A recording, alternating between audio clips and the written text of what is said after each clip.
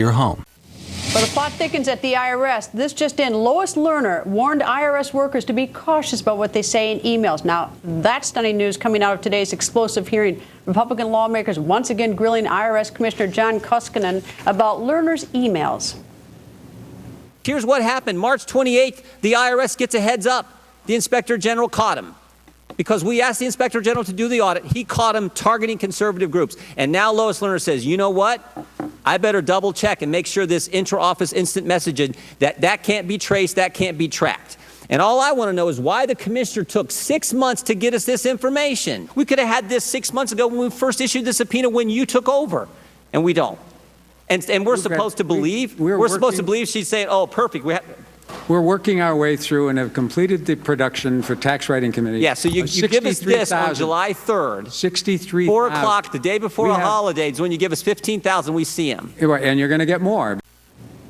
And joining us, TeaParty.net Executive Director Niger Innes. Niger, you watched most of the hearings today. What do you think?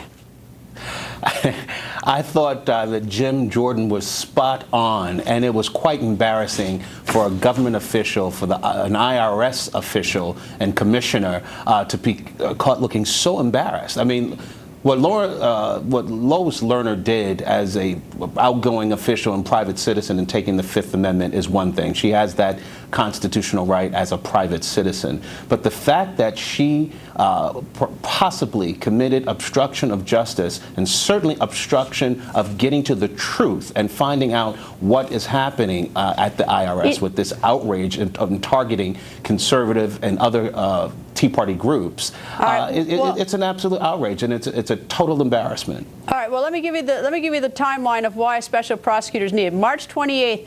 They get the heads up this IG report is coming down. April 2013, which is the next month, she warns colleagues about emails and texts. What they say may be subpoenaed or may be obtained by Congress. So she's warning them. In May, she knows the IG report is coming. She plants a question so that she can get out ahead of the IG report. And as soon as she plants a question, the AP reports that day, IRS apologizes for inappropriately targeting conservative political groups in 2012 election. Then in a conference call with reporters later that day, the same day of the plan, she says why she issued the apology, and she says, I was asked a question at the ABA meeting to give a status update of things that have been in the press. She wasn't asked it, she planted the question.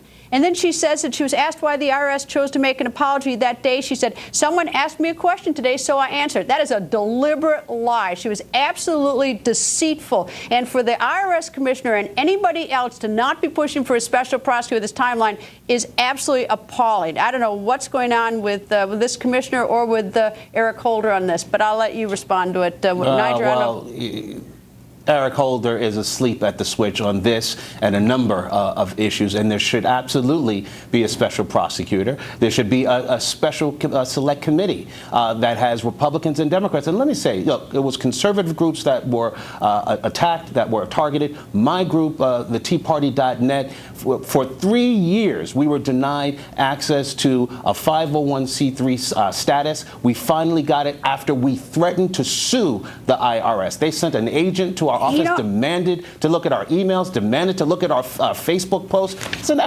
which is an infringement on our First Amendment. But we were able to get it because we had the power of 2.5 million members, and we were able to threaten them with a lawsuit, and then they granted us that C4 status. How many other mom and pop conservative groups, smaller conservative groups that don't have the resources that we had, were intimidated and were not able to get that C4 status? I'm going to take the last word. You say that Attorney General Eric Holder's asleep at the wheel. I don't think so. I think he's deliberately blocking this. This timeline alone, the deliberate planting of a question to get out ahead of it, and then the lying about it and saying, well, someone just asked me about it. There is so much deceit there. There's unbelievable deceit. And for Eric Holder just to sit there and block it is absolutely appalling. But like I said, Niger, I'm taking the last word on that. Thank you for joining us. Thank you, Greta.